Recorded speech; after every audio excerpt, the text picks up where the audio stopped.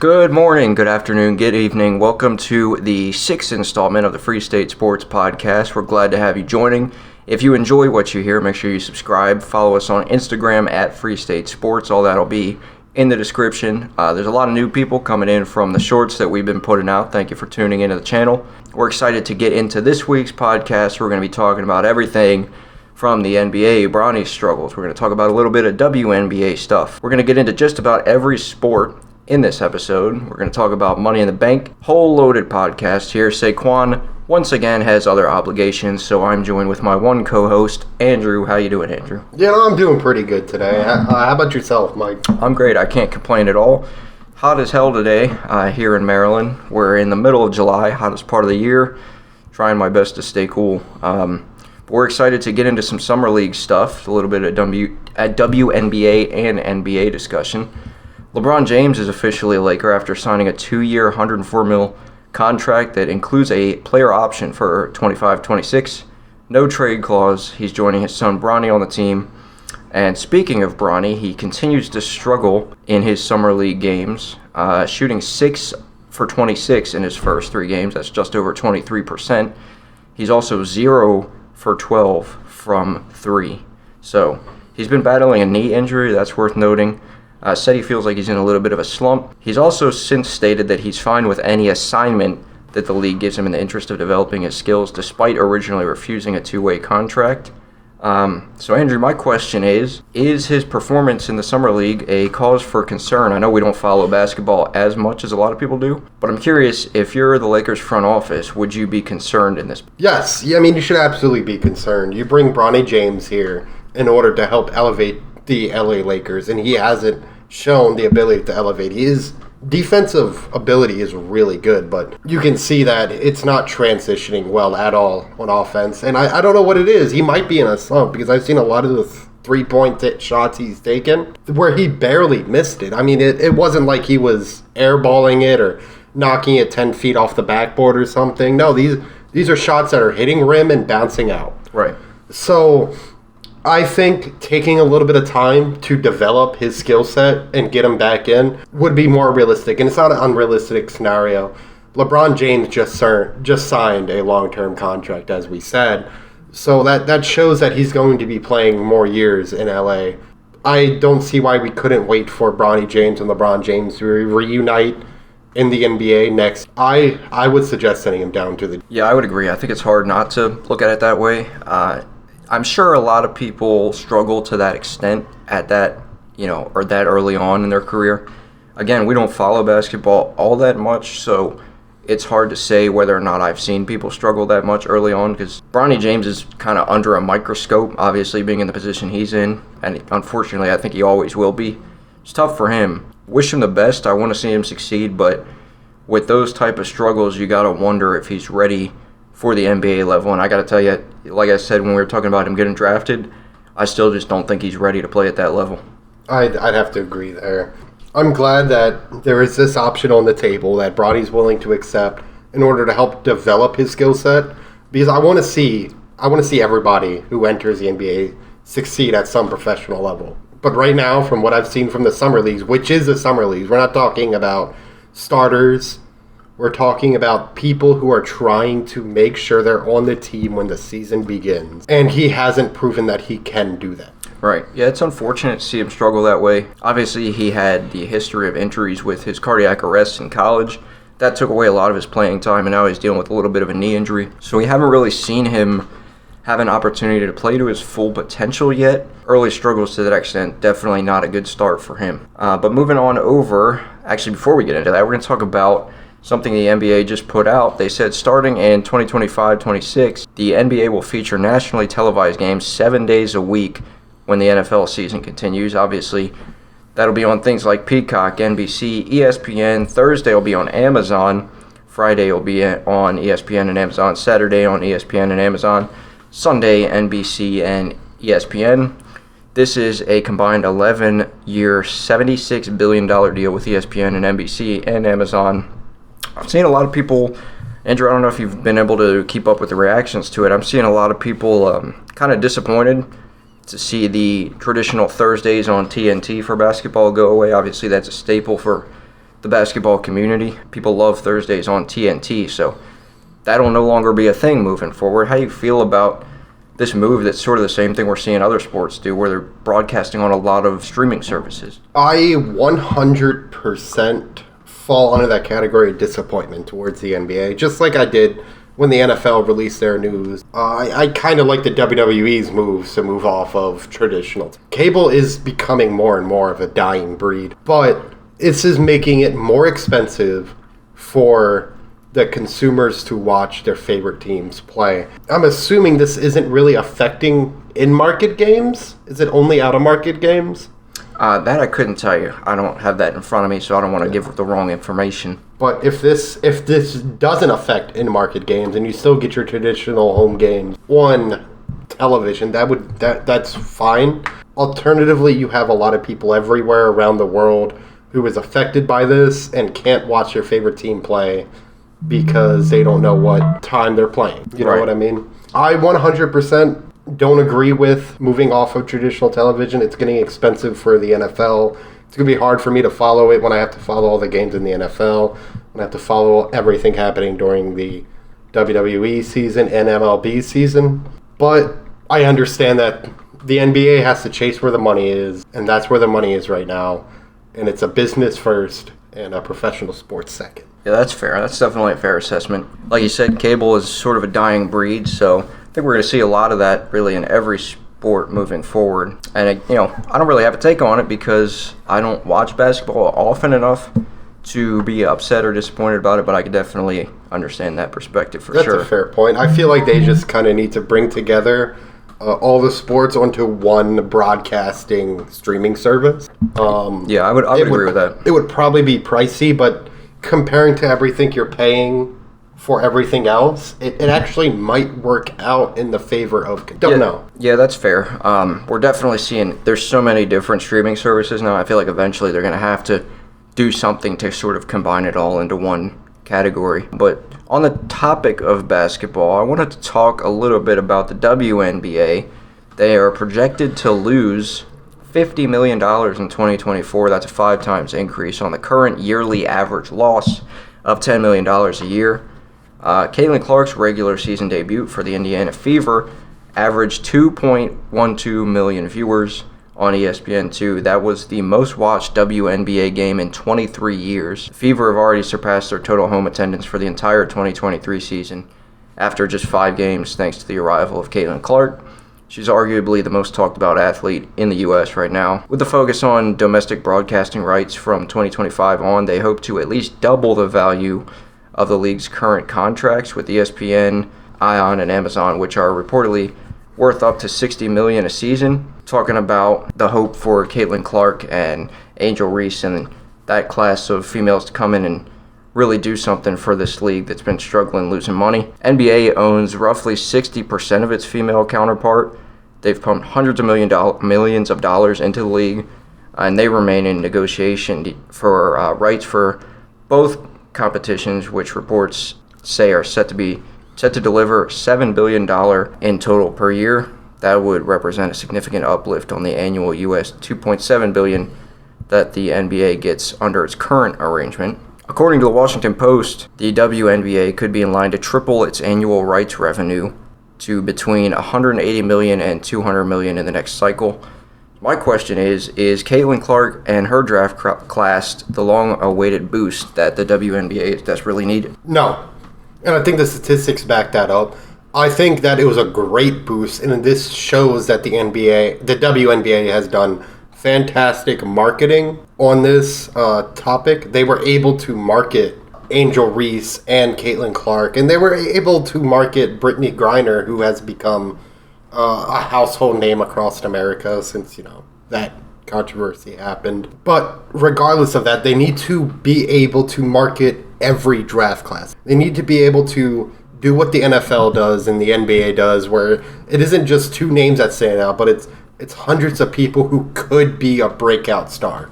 Right. Yes, they were great for this year, but again, the numbers supported. They need to continue to grow their fan base and market these players. So people care deeper than just my favorite team is playing and more into my favorite players on the field. Because when you follow a sports team, right? You're invested in the player, you're invested in the team, you're invested in the coaching staff, and I feel like the WNBA doesn't do enough to market their players to the consumer base. Yeah. Which is costing them in revenue. And that's something that BA excels at. That's something that the NFL excels at. All across multiple different sports. And I get it. It's entertainment, and entertainment shouldn't be a staple in like regular sports. But you're also, again, running a business here. So from a business standpoint, they need to be able to market the next Caitlyn Clark and the next Angel Reese in the next draft class and follow it up with the next draft class. Maybe 5 to 10 years down the line, the WNBA can be a very big, self-sufficient organization if they continue to do this. Right. Yeah, it's worth noting that Angel Reese recently broke the WNBA record for most consecutive double-doubles. That was with 13 of them. She extended the streak to 15 games before falling short in a loss. Against New York Liberty. Yep, that's right. I think Caitlyn recently broke a record as well. I can't remember which one that was. That was the first rookie to ever get a triple-double. Yeah, yep. And that was against New York Liberty, which is why I thought that was pressing to bring up. Because these two being rookies out of this most recent draft class, it was impressive to see Caitlyn Clark become the first, and I have the numbers here if you see it off, the first rookie ever to record a triple-double in the WNBA with 19 points, 13 assists, and 12 rebounds. And this was to help the Fevers come back and win the game against them. Yeah, I think with performances like that, with people like Caitlyn Clark and Angel Reese and all those girls, I think they're doing terrific over there. I think what they're doing is really good for the sport. Like you said, you got to look at it from a business perspective, and you got to look at it long term. I think that this could be a start for some type of momentum for the WNBA, but I think that they still have a lot of work to do to be in a position where they're not losing money. So yeah, that's fair. I did have a question about these two records. What's that? These both being, I believe these were both rookie records. Like Angel Reese recorded the longest double-double streak. I believe that was just for rookies. Yeah, I don't have it. It could have been. I don't have it in front of me. Which one of these records was more impactful towards the WNBA, would you say? I would probably say, I would have to say Angel Reese, because hers is like consistency. Yeah, it's over a period of games as opposed to one game. That's fair. This could have been just a fluke breakout by Caitlyn Clark, and I'm not saying that's what it is, but Angel Reese has been consistently going 15 games straight with a double-double. I'm interested to see how this changes the landscape of the Rookie of the Year award. Of course, we're going to have to wait in time for that. I don't know if this is going to shift in favor of Angel Reese, or is it Caitlyn Clark just such a big name that she's already locked in for that? Yeah, it'll be fun to follow for sure. I'm excited to see what they can do over there in that league. Obviously, that's been lacking for a long time. A lot of jokes go around about the WNBA, so it'd be cool to kind of see them turn it around and have more athletes come in and break some records and make the sport fun to watch again. So I'm looking forward to keeping up with that. I do have a little bit of an MLB update I wanted to get into. Our Baltimore Orioles remain in first place in the American League after a wild series with our rival, the Yankees. They might have been in the previous meeting. I can't remember, but I know Aaron Judge at one point got hit by a pitch. That was in the previous meeting, yeah. Yep. I believe, pretty obvious to me that it was unintentional. And then this time around, Hector Kjerstad was hit in the head by a 97-mile-per-hour fastball. That sent him into concussion protocol. He's on the injured list for at least 7 days. After that happened, the Orioles manager, Brandon Hyde, saw some chippiness in the dugout, the Yankees dugout. He decided to get himself involved, and then the benches cleared. Andrew, did you catch any of that? I caught all of that. It was a beautiful thing. I don't tune into many MLB games, but this one was just one I happened to watch. And when the benches cleared, it was more than the benches. It was a ball pin. I wanted to feel the whole stadium to clear at this point. It got rough. First of all, Aaron Judge looked like he was a 12th grader walking through a crowd of fucking elementary schoolers. He is so big, and I wouldn't want to stare across him and swing a punch at him, but it was definitely a very intense moment in baseball, and I feel like baseball just doesn't have enough of those intense moments. Yeah, I agree. Obviously, seeing somebody get hit with a pitch like that, you never want to see that. Never want to see anybody get hurt, especially taking a pitch to the head, intentional or unintentional. As a professional pitcher, you hitting somebody in the head is, I mean, that's inexcusable in my opinion. Should never happen. Yeah, as a Orioles fan, I want to say that this was unintentional. You could tell right after the pitch was thrown, the pitcher started to come up to the mound. Not the mound, to the batter's box to apologize. But then our manager got involved, and it escalated. Yeah. Now, it's not my place to fully say. The only person who knows if it's intentional or unintentional is the pitching unit. I mean, I'd like to believe it was unintentional. I don't think that they would, as much as I hate the Yankees, I don't think that they would intentionally hit somebody in the head with a fastball. Especially not the player that was here. Kyree, right? Yeah. Yeah, that was definitely an intense moment. Like you said, I love seeing stuff like, aside from the injury, I love seeing some intense, fire and brimstone there in the MLB. We don't ever get to see sort of the dogginess, the chippiness come out like that. So I like seeing stuff like that. Again, aside from that injury, I don't like to see people get hurt, especially as an Orioles fan. It was tough to watch. Obviously, the Yankees are a rivalry. Orioles remain in first place. Lost the series to the Yankees. They did win today after a Cedric Mullins walk-off RBI. They ended up winning 6-5, and the O's and Yankees are both now at 58 wins. O's remain ahead with 38 losses to the Yankees, 40. On the National League side, which we haven't kept up with too much, obviously baseball is very, very long season. That's kind of why we haven't talked about it much, because there's not too much to follow until things like this pop up. On the National League side, the Phillies are running away with it. They're at 62 and 34. Nobody else is really all that close to them. Most teams are at least a few games behind them. So right now, the Yankees, the Orioles, and the Phillies are the top 3 teams to watch. And I think, if I'm not mistaken, we're coming up on the halfway point of the season.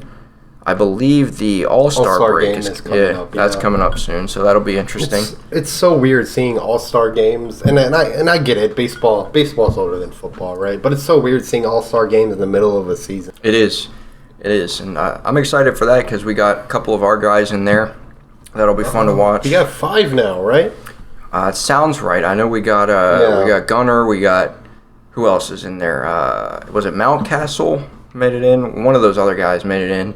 And then I think recently Anthony Santander also made it in. That was a very recent announcement. Excited to see our guys in there. Okay, yeah, we got Corbin Burns, our pitcher, Gunnar Henderson, Adley Rutschman. That's right, Adley. I love Adley Rutschman. He's the savior of the Orioles, really. Oh, yeah. First round, and they won't. Every time I play MLB The Show, that first round draft pick comes up like 110 times. We also have Anthony Santander and Jordan Westberg. That's who it was. Yeah. Westberg was the other one. Yeah, that'll be fun to keep up with. Again, we're coming up on the halfway point of the season.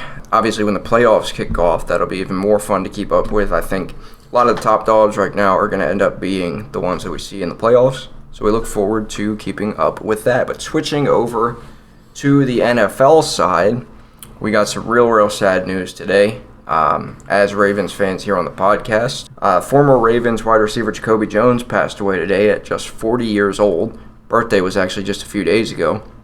His family said he passed peacefully in his home in New Orleans. That was a shock to hear. Absolute shock. It was rough. I didn't talk about him enough to my wife, so when I brought the news up to her, she was like, okay, who's that? I had to tell her he was a Super Bowl hero. I'll never forget that kick return he had against the 49ers. I'll never forget the play he had against the Broncos. Yep, the miracle at Mile High. Yep, he was nothing short of a playmaker and a genuine good guy. If you saw all the testimonies from his teammates and friends and everything, he was always a supportive and caring individual, and it's a big loss not only for Ravens fans but for the world in general. Yeah, great guy, great energy, seemed like a cool guy to be around, loved to lift others up, and man, he gave us a lot of good memories in that Super Bowl run that we had. I love watching him take those kicks back, even the one that Mike Tomlin stepped on the field and tripped him. I'll remember that for as long as I live. Hey. But I remember the, what was it, how far wasn't the one in the Super Bowl, wasn't that a record-breaking return? I can't remember if it was record-breaking or tying, but 109 yards, which means this record will never be broken. Yeah, that's like unheard of. Because you can't go 110 yards, you'd be out of bounds. Right.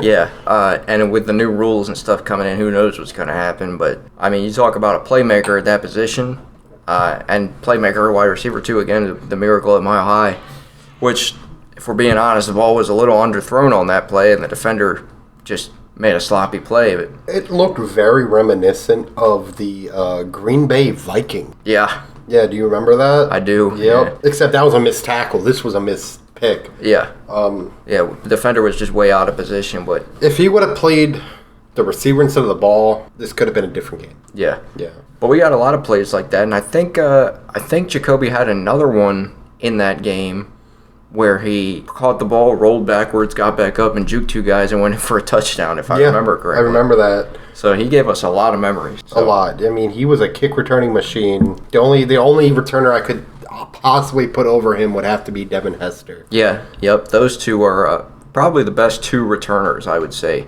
as far as I can remember since I've been watching. So that's a really, really sad loss. Obviously, our thoughts go out to everyone that knew him. They haven't released any details on the cause of death or anything like that, but it kind of makes you wonder if he had some type of condition or something. I mean, 40 years old is pretty young to pass away peacefully in your home. But either way, sad loss for Ravens fans and for football fans around the world. And we had another one this week, actually. Vikings fourth-round pick cornerback Kyree Jackson passed away in a car accident right here in Maryland, about a half hour from where we're at right now in Upper Marlboro, along with two other occupants that he was in the car with. He was just 24 years old, and the police report from the Maryland State Police said that somebody had swerved and hit him, and this was right after the 4th of July, so I'm sure somebody was probably intoxicated, but that car ran off the road and ended up killing him and two other occupants, which you hate to see that happen. He was very young, just got drafted. He's from our area, so he was one of us. And our thoughts go out to everybody that knew him as well. And unfortunately, something even crazier that happened. One person was killed and one person was injured at a shooting at his candlelit vigil. We don't usually talk about this kind of stuff on the podcast, but that was just so crazy to read that I felt like I had to include it. I didn't even know about that, and I'm glad you included it. So this is a genuine reaction, but I don't understand why people just won't let us have, like, nice things, you know. I don't care what beef you have with somebody. If you're doing that at a candlelit vigil, that is super depressing. Yeah, I mean, there's just no place for it. You hate to see that happen, and we wish everybody involved there the best. Obviously, that's a tragic situation. I can't imagine losing somebody like that and then having that happen at a vigil. So I don't know, it's crazy to hear, and you hate to read stuff like that, and I just hope that we can end up doing better, because that's brutal. Somebody getting shot at a vigil is just, it's insane to me. Brings me around to my next point. Don't drink and drive. Don't drink and drive. Call an Uber. Seriously, don't text and drive. Guys, listen, like, we're not a big podcast or anything, but it's not worth it. You could end the life of somebody. You could take away their family, their loved ones, and you could take away your own loved ones, you know? Good. And that's stuff that sticks with you for your entire life. It is not worth it at all. So one moment of indecision can cost you everything. It can. That sucks. And we see that happen a lot these days, and it's really unfortunate. It's been a crazy set of circumstances lately, especially here in Maryland anyway. But moving on to, I guess, happier topics, questionable topics. Man. First overall pick, this episode is just going downhill. First overall pick, Caleb Williams, and Bears number 9 overall pick, Rome Odunze, have remained unsigned at this point in the season, at the point that we're recording this podcast. Andrew, do you think that Bears fans should be concerned at all? First of all, I want to say I don't know with Rome Odunze. I spent a while researching, and they lumped him in with Caleb Williams so much, they've only released Caleb Williams statements. And that annoys me. He's his own person. He's got his own set of things going on right now. But in terms of Caleb Williams, I think he's going to come to practice anyway, right? I think he's going to be there. He's going to show up. He's going to ball out. He has stated, and this is according to the Chicago Tribune, that he's not handling anything with his contract. His lawyers and his attorneys and everybody are dealing with that. The exact quote was, "My lawyers and attorneys and everybody, the head of the Bears, everybody up to the top is handling that. That is not my position that I'm handling." So contract negotiations are out of Caleb Williams' hands, and he said he's going to be at training camp regardless. Yeah, I could see that being the case. He doesn't seem like the type of cat that would sit out like that, especially in the position that he's in. Now, I don't know too much about Rome. I don't know much about him, but with them both being rookies, I don't see anybody in their right mind being in a position to be demanding about a rookie contract like that. I'm sure it's happened before. We mentioned off podcast that J.J. McCarthy is another one of, I believe, a couple of people that remain unsigned at this point. So it's not too uncommon. Training camp does start in just a few days. I think this week training camp starts. So a lot of professional analysts are saying that there's not really cause for concern unless training camp kicks into gear and then they're still unsigned. There may be a little bit of cause for concern there, but people around the world that know a little bit more about this than we do don't seem to think that there's any real reason to panic there. If you're a Bears fan, no reason to panic. So we'll see how that plays out. But we're moving on to a super fun topic, one I'm super excited for that we've been talking about doing for a long time. We're going to do some way too early award-winning predictions for the NFL season. We're going to do everything from Super Bowl to MVP. We're going to do offensive and defensive players of the year, rookies of the year, coach of the year. Just going to get into our thoughts on who you should keep an eye on this year in the NFL. So we'll start from the top down. Andrew, who do you have winning the Super Bowl this year? So I wanted to build a little lead up here and set the scene for the audience listening. I'm going to first start out with who I have winning the NFC, AFC, right?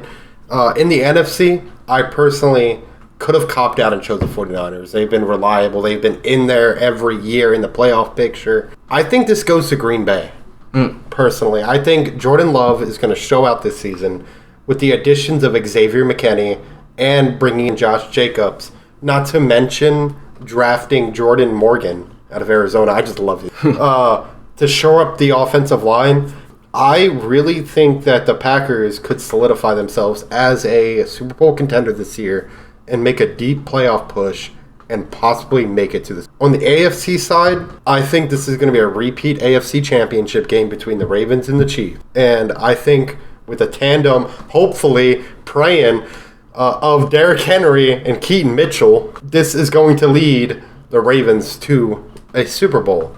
And I think the Ravens come out on top, and your Super Bowl MVP is going to be Lamar Jackson. Nice. That's a good take. I like that take. I'll tell you who I have. I love the pairing of Darius Slay and the 2024 first-round pick, Quinyon Mitchell. You've heard me talk about him a lot on our other episodes. We broke down the draft and all those players. Go check those out if you haven't heard them. They also have Jordan Davis at nose tackle, really impressive defensive tackle. They have a proven, capable offense as long as Jalen Hurts can minimize those turnovers, which I talked about in the last episode. 49ers are probably going to remain one of the teams, if not the team to beat in the NFC. I think if anybody could pull it off, it would be the Eagles. If they could live up to their full potential, play clean ball, I think they could pull off the upset.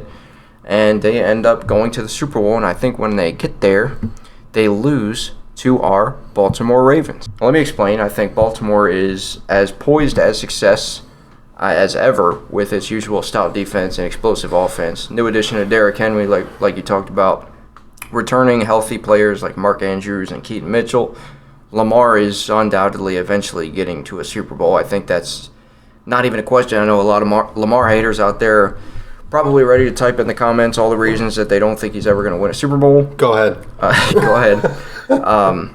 Really, the only argument that anybody has against Lamar being a high-caliber player at this point is that he struggled to win playoff games. But we made it to the AFC Championship. Yeah, I think if you look at the coaching, it was questionable why we didn't run the ball against the Chiefs last year. I think a lot of it comes down to the position he's put in as the type of quarterback he is. I'd like to think we're going to learn from our mistakes from last year. I think this is a safe bet for Lamar to take it all the way to the Super Bowl this year. And I think, like you said, if they make it there, there's a good chance Lamar ends up being the MVP. So I have our Baltimore Ravens winning the Super Bowl this year. Now, what's interesting is that you picked the Eagles, because I briefly considered the Eagles. When I say briefly, I meant briefly. They lost their big center in Jason Kelce. This is a big question. Right? True, I didn't even think about that. I think it's going to be hard, considering that they struggled to even get past the wild card last year. I don't think they got past the wild. I don't think they did, no. Yeah, so considering that they struggled last with a really good team, it's hard for me to picture them back in the Super Bowl. I wouldn't mind it. I would love a Bird Bowl. Yeah. But I find it hard to believe. It still remains to be seen if Jalen Hurts is that quarterback. We saw it in his Super Bowl run where he was an amazing quarterback, and then we saw him fall off. That's true. I would love to see him fall back on what he knows and get the Eagles back into a winning mentality. Until that is seen, I don't picture the Eagles making even a deep playoff. Yeah, I think they definitely have some hurdles to overcome over there. I'm sort of putting all my pieces in the middle of the table by picking them to get there. Definitely a little bit of a stretch for them, but I think that there's a very real chance they could end up surprising a lot of people, so it'll be interesting. Yeah, that's fair, and you didn't just choose the 1 seed, so I have to commend you there. Yeah, and then I didn't choose the 1 seed like I did with the Celtics. Yeah, I was right there with you. Don't get me wrong. But moving on, who do you have winning the MVP award? The MVP was really hard. I spent a lot of time thinking about this. I think it's going to be C.J. Stroud. I don't think he got enough credit for what he did last year, and all they did was give him more pieces to succeed. They brought in Stephon Diggs, and that's going to help him solidify his wide receiver core, which was already, and it's only getting better. I think that the Texans are going to be contenders this year, and I think that C.J. Stroud is going to be your 2025 MVP. That's a fair bet. We definitely saw them, CJ and his crew, sort of really surprising a lot of people last year with their play, so I think they're definitely going to be in the running. But I would say, speaking of the 49ers being one of the teams to beat, like I talked about earlier, I think Christian McCaffrey might end up getting his flowers this year as MVP. We saw him rack up 1,400 yards, 14 touchdowns last year, best season he's had so far. I see no reason he can't do it again as a key part of that dangerous offense. I think they're going to be, like I said earlier, a team to beat again. And with him being a key part of that, I don't see any reason that he can't rack up, the same amount of yards again. I expect him to have a very similar season. He hasn't really struggled too much with injuries like a lot of other players have. So, I got Christian McCaffrey winning MVP this year. Oh, that's rough. I hate to do this to you, Mike. You're missing out on one key thing, and I hate to be superstitious because not a lot of people believe in superstition, but CMC has a Madden curse now. Damn, you're right. Yeah, damn. I take it all back. No, but in serious, MVP will never be, in my opinion, a running back award. It's hard for a running back. True. To be the mainstay of a team, because when you're down 14 points and you need a comeback in deep in the fourth quarter, you're not going to hand the ball off to your running back. You're going to put the ball in the hands of your quarterback in order to determine the outcome of the game. That's true. Yeah, it is very hard for really anybody other than a quarterback to get MVP, especially a running back. But I got to stick to my guns. I think if anybody could do it, it would be CMC. That's fair. I hate for the Madden curse to kick in now. Yeah. But we'll move on to Offensive Player of the Year. Who do you got there? And I got Tyreek Hill. That's a good pick. Yeah. Hard to argue with that. I think he came just shy of winning it last year. He obviously fell to CMC last year. I think Tua is going to have a breakout season this year with it being his contract year. I already have the Dolphins winning their division. That's fair. Yeah, it's hard to argue with that. I think he's obviously proven to be one of the very, very best wide receivers. Probably the fastest, most explosive wide receiver we've seen in quite some time. Speaking of wide receivers, I also picked a wide receiver. I picked the highest paid non-quarterback in the NFL as of a couple of weeks ago when he signed that contract. Justin Jefferson is my pick to win Offensive Player of the Year. I'm expecting him a good pick. To stay healthy. I'm expecting him to ball out this year after that massive contract signing. Again, like we talked about, deserves every bit of that money. And I think probably more. Yeah, I don't think you could pay that guy enough for what he does over there. But I think his catch radius is unreal. Yeah, he's really got it all. He's the total package as a wide receiver. And I think on a Vikings team that desperately needs every bit of help they can get, especially after losing Kirk Cousins, I expect him to have probably the biggest impact on that offense. And I think with that being the case, he could very well carry them on his back, end up winning Offensive Player of the Year. Yeah, I found that really interesting, and I was actually going to pick Justin Jefferson. In fact, I wrote him originally, and then I took him off.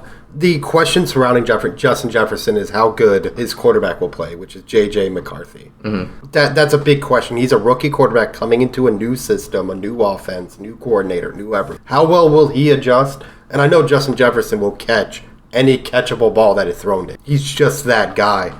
But is J.J. McCarthy good enough to elevate Justin? That remains to be seen. I would love to be wrong here. I want Justin Jefferson to get his flowers as the highest paid wide receiver. That's one where, it could be either or, in my opinion. Yeah, I think with how far the wide receiver position has elevated, I think there's a good chance it could be a wide receiver. So I'm excited to see how that turns out because I think both of our picks have a very real chance at ended up being the case in the end. So absolutely. Defensive player of the year. Who you got as the defensive player of the year? I went out on a tandem and I picked Micah Parsons. I think that his contributions to the Cowboys can't be overlooked. He's the reason why the Cowboys defense is as good as it is. And he's won the Defensive Rookie of the Year 3 years ago. Not to mention that for the majority of the season last year, he was considered as the front runner for Defensive Player of the Year. So I think this year he solidifies himself. He helps elevate the Cowboys. That's a good pick. I could see that happening. What I could also see is Myles Garrett. He's my pick to win Defensive Player of the Year. I went tried and true with this one.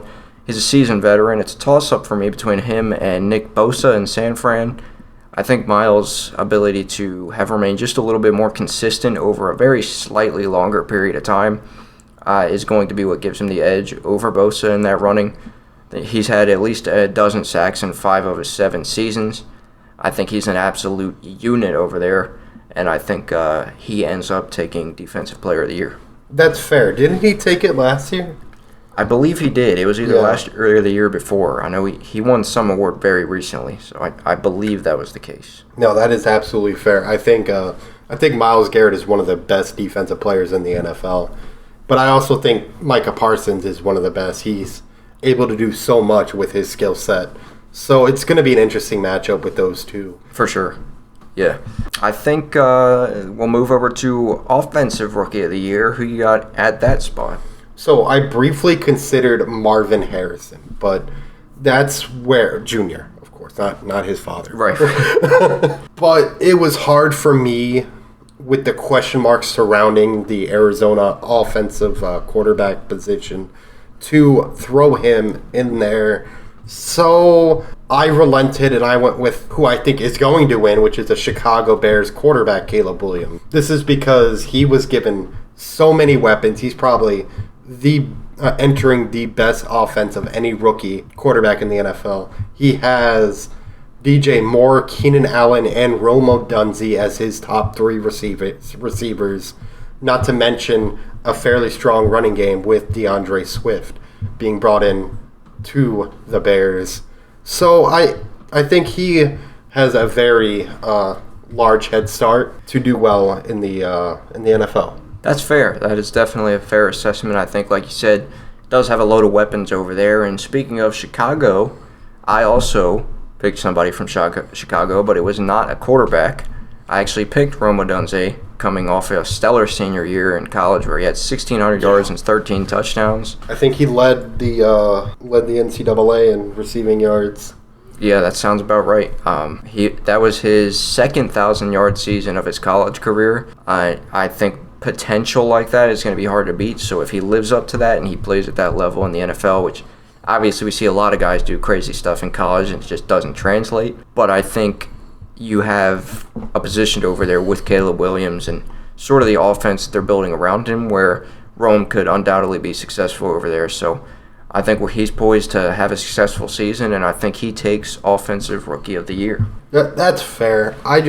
Pending him going absolutely nuts and putting up like 2,000 yards, I think he's going to be the third option. I think DJ Moore and Keenan Allen are stellar wide receivers, and they're going to be the 1 and 2 entering the season. It's pretty much confirmed on their roster that Odunze is number 3. So with all those weapons, I could see the ball being passed around too much. That's fair. I don't know. He might break out and just be an absolute unit on the field, which I would love to see. Yeah, I imagine him sort of having the same come up as an Amon-Ra St. Brown, where he kind of came out of nowhere and surprised a lot of people. I think he could... Or Puka Nacua. Yeah, him too. I think he could be on the same track as those guys. guys. So, moving over to Defensive Rookie of the Year. Who you got over there? So I briefly considered Marvin Harrison, but that's where Junior, of course, not his father. Who you got at that spot? The 17th overall pick of the draft, an absolute steal. Vikings pass rusher, Dallas Turner. Probably the best pass rusher in the draft. And I think that his position on the Vikings is going to help elevate that defense. It's already going to be a potentially bottom-tier team. So to perform well on a bottom team can put you in very good position. I feel like a lot of times when you're looking at defensive awards, it mostly goes to people with high numbers of sacks, forced fumbles, and tackles for losses, if you're not getting insane numbers in the interception game. So I have to pull him as my defensive rookie of the year. That's fair. I have my favorite pick of the draft, who you've probably heard me talk about a million times at this point. 1,000,001 times now. that is Quinyon Mitchell. He plays like one of the greats. He plays with intense speed and aggression. If you've seen his highlights or watched his college play, you know what I'm talking about. Hits like a freight train.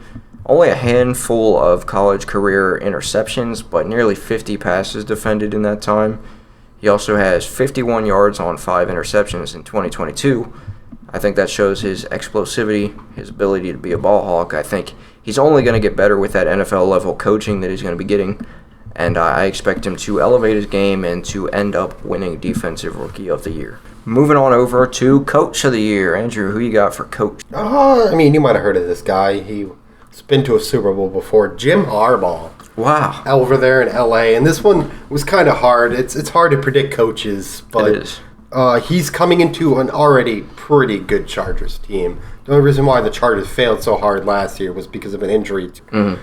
If he's able to turn this team around and bring in a winning culture like he did with the 49ers in 2011, 12, and 13, I could definitely see Jim Harbaugh winning out for Coach of the Year, even if he has a worse record than Andy Reid, who I think could also contend for it.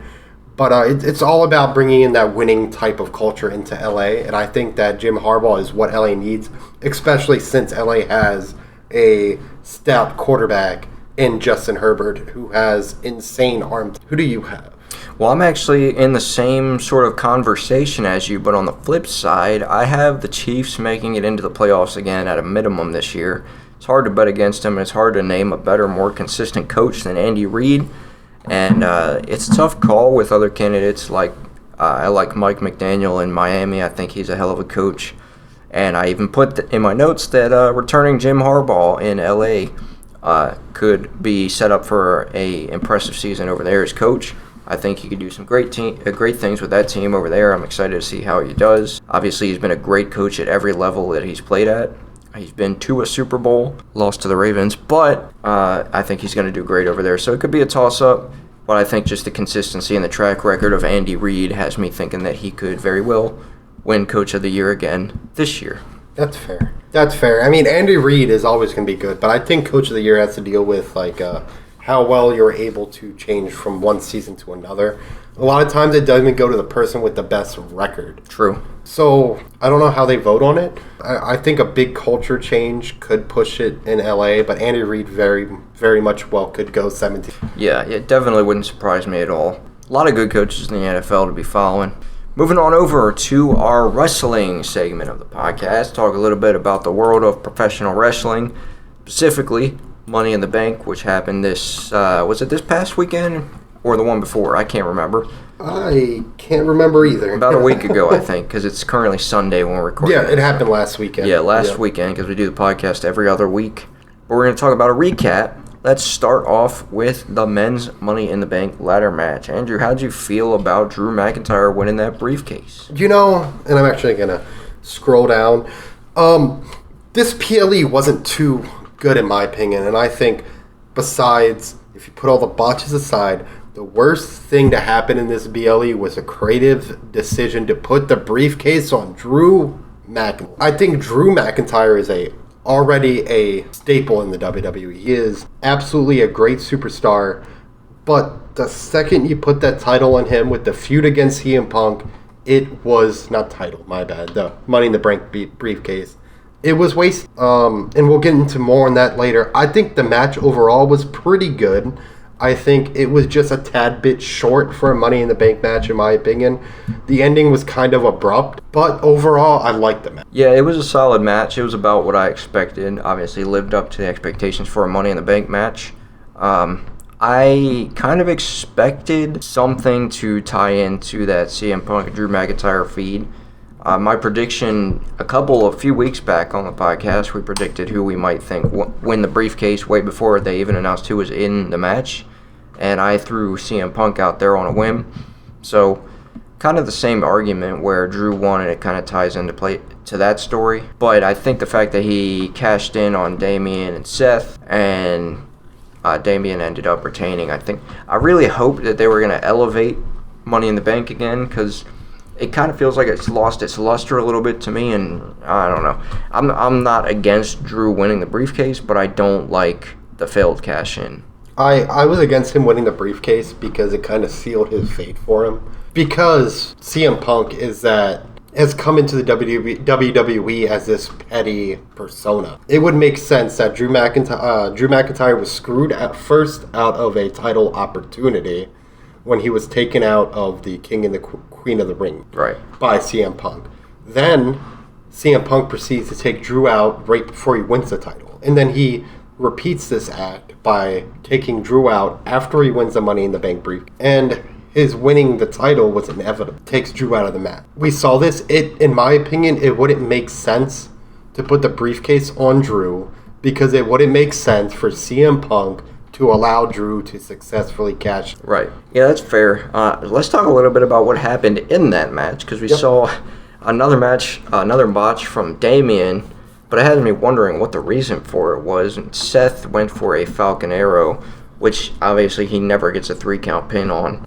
The referee very clearly counted all the way to 3, but said it was 2. This was a botch where Damian's shoulders were still down. He did not kick out.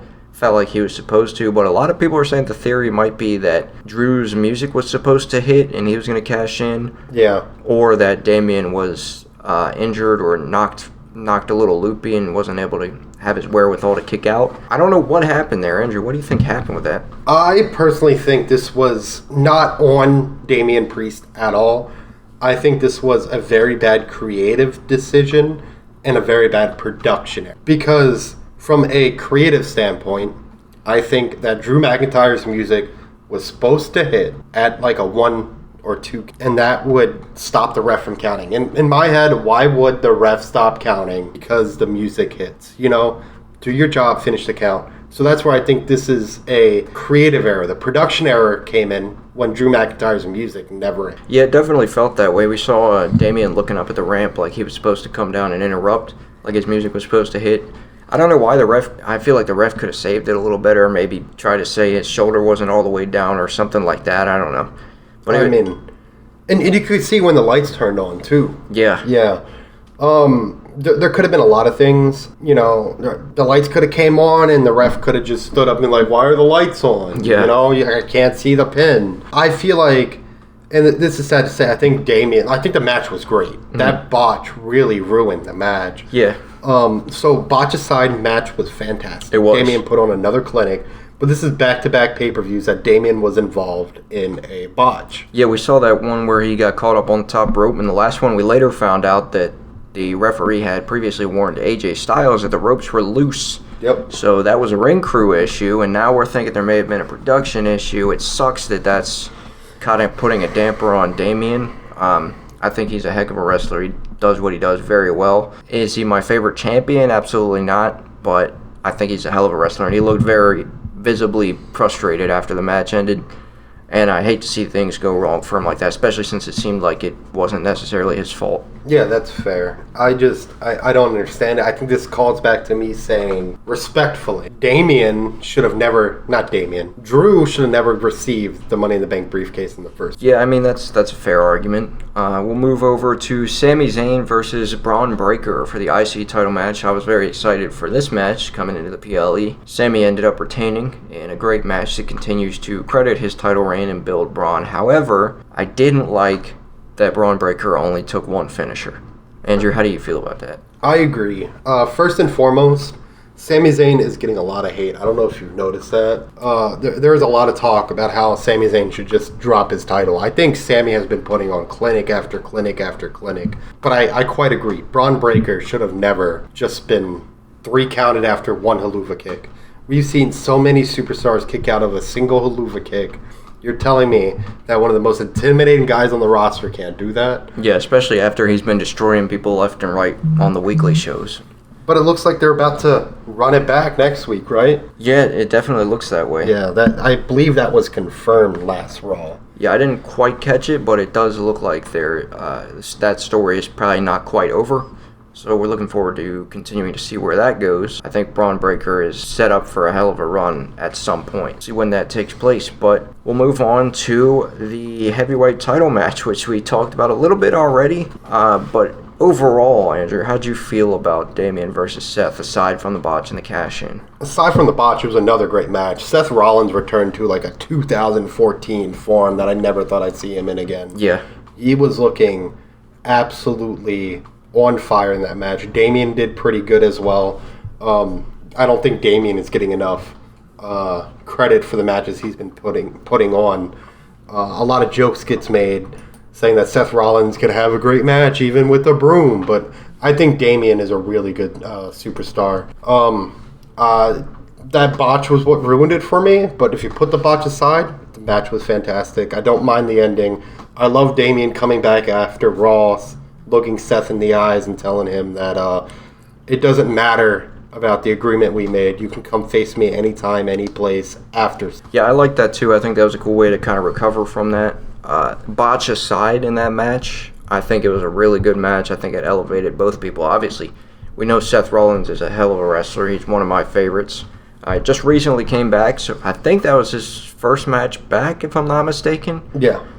Very good match, as every Seth match is. And Damian did really well aside from that botch, which again I don't think was his fault. And like you said, I don't think he gets enough credit. I think he's puts in a lot of work, and I think he's really good at what he does. And I wish people would sort of give him his flowers a little bit more. I think he's great at what he does, and he's had a string of bad luck. But I hope he is able to bounce back from it and continue his reign in an impactful way.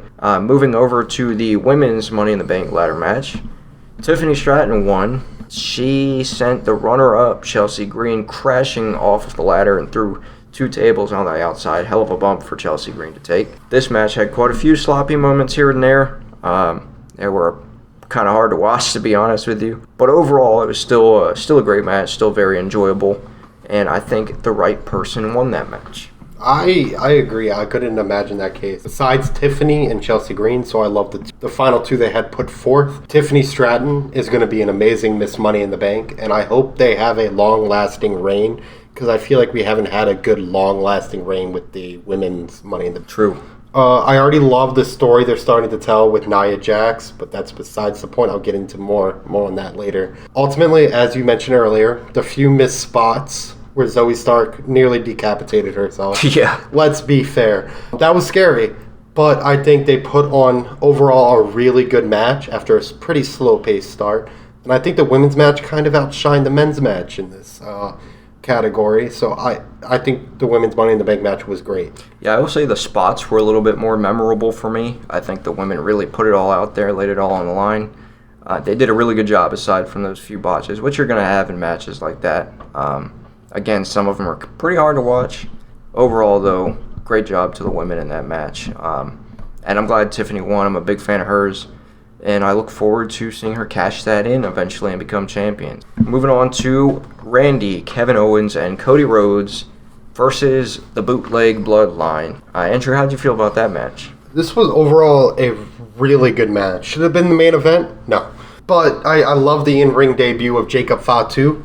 That hilarious low blow botch was pretty funny and inconsequential, right? Yeah. I don't mind small botches that just don't do anything for the story. I thought it was pretty hilarious. Adds a little bit of comedy to it, if anything. Yeah. The ref bump that ended in Cody getting pinned by Solo, initially wasn't a big fan. Thought it weakened Cody as a champion. But it showed, the shifting tides. I think it was a right call in the end to have Solo be a true contender for the title. I can't wait to see how the story plays out across SmackDown and SummerSlam. If you don't know, this is a now confirmed SummerSlam match, or going to be confirmed. I think they're waiting on Nick Aldis's signature. Right. Yeah. So anyway, I think this was a great match. A little bit on the weird side towards the end, but I liked Solo getting that win. I think that Jacob Fatu's in-ring debut completely outshined everyone. I think that one spot was absolutely hilarious and showed how truly how this psychopath is truly insane. When I think it was Randy hit him with the with that rope hung DDT, and he stood back up like nothing happened. It was great. Yeah, that was a cool spot. This match was really good, and it got you hooked from a psychological standpoint. It was sort of one of those slow burn psychological matches. For me, I have to disagree. I think Solo pinning Cody, for me, still wasn't the right decision. I kind of wish it would have been somebody else taking the pin. I did expect some sort of surprise in the match, but in hindsight, I'm not too terribly upset that they're kind of dragging out the whole Roman, Jimmy Uso type of thing for a little bit longer. It's fair to say it just didn't make sense for the surprise. Yeah, I was expecting at least Jey Uso, who has tag teamed with both Kevin and Cody at the But for it to be nobody, I mean, I wasn't expecting fully Jimmy or Roman. I mean, don't get me wrong. Roman would have been great. Jimmy would have been great. But it just, they don't like Cody. Why would they like Cody at this? Yeah, we didn't really get any surprises at all. That kind of. Cena returned. And is retiring. That's true. That's actually my next point in the notes. But spoiler. As far as the main event went, I kind of wish there would have been, I don't know, something a little bit less predictable in it. And I kind of wish the finish was somebody else being pinned. But overall, it was a good match. I mean, it was what we expected. That botch low blow was something else. He ended up, I don't know if you saw the angle, or he ended up punching Tama Tonga in the head. Yep, I saw that. Oh, Tonga Loa is really something else. But that's his second botch. Second big botch. The other one, he was almost a ref botch. Yeah, he's got some work to do. But overall, it was a good match. I didn't hate it. Wish the finish would have been a little bit different, but it was a solid match. But the next point, which you touched on a little bit, was John Cena made a surprise appearance and officially announced his retirement. It is going to be the end of an era, as the next WrestleMania 2025, I believe that's what he said. No, right? Yeah, 2025, because the next Mania is in 2025. Whoever he feuds with, whoever he wrestles in the next WrestleMania, that's going to be his last Mania. And he said in the press conference afterwards, the way he's going to do it is he's going to run all the way through next year, 2025, but after next year, that's it. He's done, so that's his last run. Therefore, this Mania, though it will not be his last match, it is his last WrestleMania. Now, Andrew, my question is, who are we going to see him feud with? Who do you want to see him feud with, and who do you think should be his last match? Oh, man, that is a rough question. All right, so Cena has a lot of people I want to see him feud with. Cena still is, and always will be one of my favorite wrestlers. One of the core reasons why I got into the WWE in the first place. Same. So in terms of who I want to, I hate to say this, I would love to see Trice in a lifetime. Yeah. The Rock and Cena again. That's fair. I mean, with them both insane. There at the same time, it's hard to. I would love to see Cena get another shot at Solo. Mm-hmm. That would be pretty interesting. And actually see him beat Solo. In terms of who should retire Cena, originally, if you would have asked me this 2 years ago, I would have said, should be a triple threat match. Randy, Edge, and John. All his baby faces. And it should be an end of an era match. Obviously, that can't happen because Edge is Adam Copeland over in AEW now. And he's also got a broken leg. And he's got no leg. Who are some people you would want to see Cena with? Oh, one more. My bad. Braun Breaker. Yeah, that's a good one. Ilya Dragunov. Hell, Carmelo Hayes. Yeah. Let's run the gauntlet of the new draftees called up from NXT. Send them over after Lyra Valkyria. Rhea Ripley. Yeah, I'd definitely love to see him wrestle some new blood. I'd like to see all those matches. They would all be pretty cool. I would like to see him put over some of the new talent, and I would also, I would agree with you on the Solo argument. I'd like to see him beat him at some point during that whole storyline. Obviously, he came down in WrestleMania and put Solo through a table, so there's still a story there to be told. I would like to see him face Cody at some point. I'd love to see him face Randy. I'd love to see him face really any big names that are still there. Seth Rollins is one I'd love to see him face.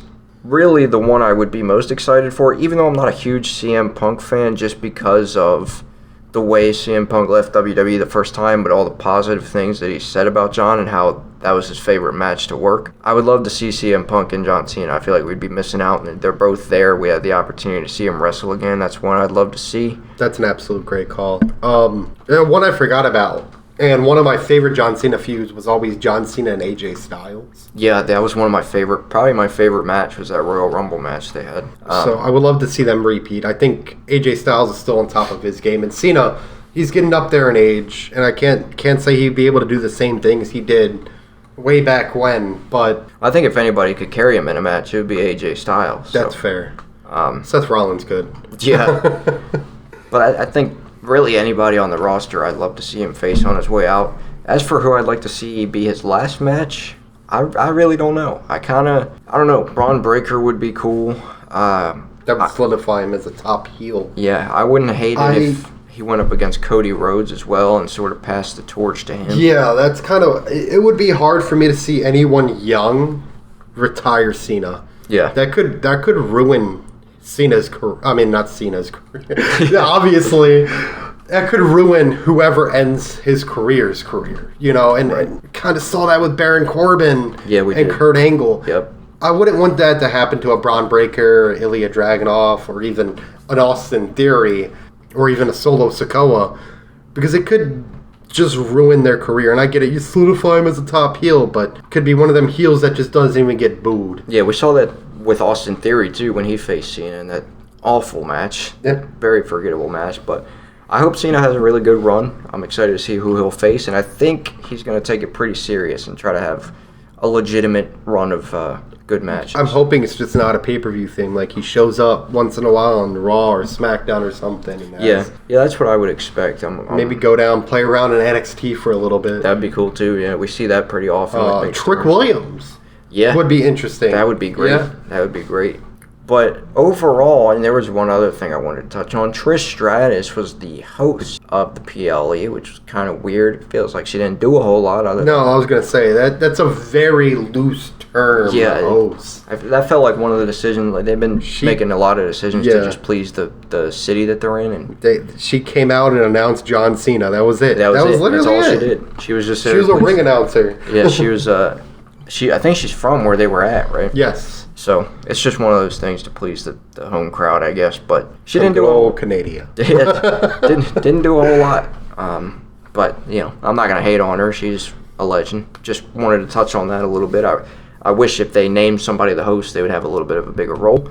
But it is what it is. Overall, this PLE, I would say, unfortunately, with the botches and the decisions I didn't quite agree with, even though the matches were still solid. This was probably my least favorite PLE of the Triple H era. I agree. It left me feeling a little underwhelmed. It left room for an incredible SummerSlam. That's in no doubt going to be one of the crucial PLEs, as it always is. But between the sloppy matches and the questionable finish, no real surprises other than Cena. I would probably give it like a 6 out of 10. I didn't think it was that special. I gave it a 7.2 out of 10. A very strong 7.2. I don't think this was bad, necessarily. I just don't think it was good. Definitely the worst that Triple H has produced so far. Yeah, I would agree. The great news is, in my opinion, it is only up for here, wrestling fans. So that's true. And now we're coming up on SummerSlam, and though that doesn't necessarily kick off the road to WrestleMania, that's kind of where it starts to you start to sort of see the direction they're headed in. So that'll be exciting. And there's rumors of Roman returning at SummerSlam as well, so I'm excited to see that. And I'm sure SummerSlam's going to be a banger. I have absolutely no doubt. Looking forward to that. Andrew, you got any other notes before we sign off? I have a few things, first off. And the first one is a discussion point. After the most recent episode of SmackDown, where Cody Rhodes got crucified. If you haven't seen it, go back, watch it. It is a fantastic segment. Jacob Fatu has absolutely started to outshine Solo. The man hasn't had a singles match or anything, no real promo or anything, but his in-ring ability, coupled with a unhinged persona, and an unreal mix of this strength and athleticism that I really can't pinpoint any other superstar that has done, like has a similar moveset. Yeah. It makes me excited for Jacob Fatu's career moving forward, but also how much overshadowing are we going to be able to get before Solo just completely collapses? Yeah, I was going to touch on that as well. I think Jacob Fatu, for me, probably the most entertaining guy in that version of the bloodline that they're doing. I think Tama Tonga's really good at what he does. He's got a cool aura, as the kids say. He's got a cool little entrance. He's great at what he does, don't get me wrong. But like you said, watching just how explosive Jacob Fatu is and how he doesn't look anything like what the level of athleticism that he has is like, you would never guess that a guy that looks like that has that type of athleticism. So he's been a lot of fun to watch, doing every crazy spot you can think of, and he's just absolutely nailed everything he's done. So, and I think there was talk about how they were afraid he was going to overshadow Solo when they were going to bring him in. Now we're starting to see why. But the thing is, they only have to hold on for a little bit till Roman comes back, and then I don't think anybody will be too bothered by it.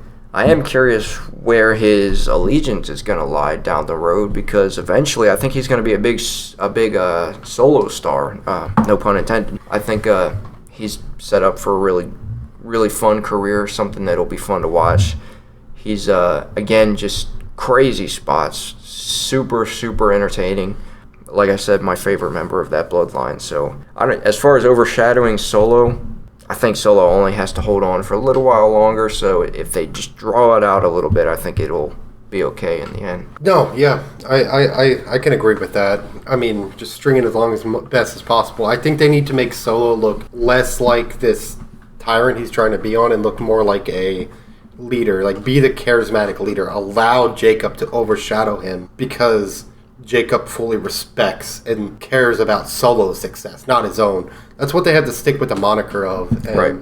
If they're able to do that, pull off kind of like a Godfather type persona for Solo, I think that could be very interesting. Yeah, that whole thing will be fun to follow, especially with them bringing in so many people just for that bloodline story. I'm excited to kind of see where that'll go once that story is over. So I think Jacob Fatu is set up for probably the best success out of any of them at this point. That's fair. You got anything else for the people, Andrew? Yeah, one more thing, actually. And this one is kind of a little bit of a prediction. I believe we're entering a new phase of the WWE, and that's pretty obvious, right? 'Cause us transitioning away from the PG era. But I think it's going to move into more of a land of opportunity. And the reason why I'm saying this, and I'm going to start with talking about a upcoming SummerSlam match between Nia Jax and Bayley, right? Nia Jax, when she returned, she received a less than warm welcome. Am I right? That's fair. Yeah, that's fair to say. Arguably, she deserved that, right? And since then, she started embarking on these pretty amazing feuds between Becky Lynch, where she beat Becky, Rhea Ripley, and now Bayley, right? And slowly, and you can see this slowly, these rivalries are starting to earn her respect from the fans. And she's getting better in promos. I mean, BBL Bayley was uncalled for, but hilarious. It's also true. It's warranted. Yeah. I mean, if we're being honest here. To the point that I'm now kind of thrilled for her upcoming match against Bayley.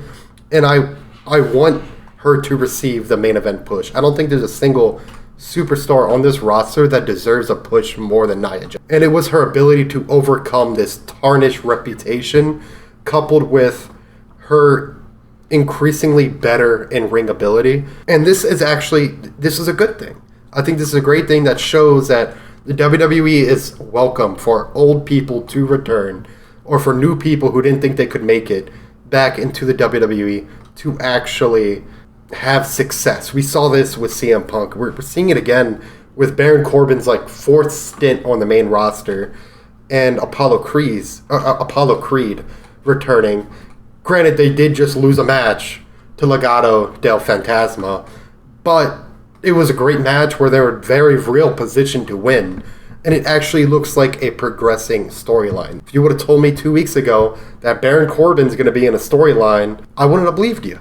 But I think this begins a new redefinition of the WWE to be more of a land of opportunity, and hopefully we see more returns and debuts as this year progresses. Yeah, I would agree with all that. I think Nia is probably the most improved female on that female roster, and I'm excited to see what her future brings. She's obviously put in a lot of hard work to sort of prove the doubters wrong, and she's worked hard on her character work, her mic work, her in-ring work. It's all improved tenfold. So I agree with everything you just said. I think you hit the nail on the head. We're set up for some interesting stuff moving forward for sure. So, with that being said, we'd like to thank you for tuning in. If you enjoyed what you heard, make sure you subscribe. It's free and it supports us, and we greatly appreciate it. Follow us on our Instagram at Free State Sports. We'll put that in the description and maybe pin it in the comments as well. Check out our other podcasts available on YouTube. We are also now available on Spotify moving forward. So we have the 5th episode up on there, and we will be doing our best to post every episode here on out on YouTube and Spotify, and hopefully eventually expand out to some other spots as well. So let us know where you listen to your podcast and where you think we should expand to. Keep the discussion going in the comments. Let us know your thoughts on the topics we talked about. Football season is right around the corner. Things are going to be heating up there. So, again, thank you so much for tuning in. We are, 3 weeks away from the preseason now? Yeah, training camp starts this week. Yeah. So right around the corner. I'm absolutely ecstatic. We'll have a load of topics over in the NFL world. We love football here. So, that'll be fun to keep up with. But make sure you stay locked on all our social media and our YouTube and Spotify. Follow us over there as well. Make sure you rate the show. If you enjoy, leave a like. And let us know what topics you'd like to see us talk about. Signing off for now, it's been Andrew and Mike for Free State Sports. We'll catch you in the next one. Peace out.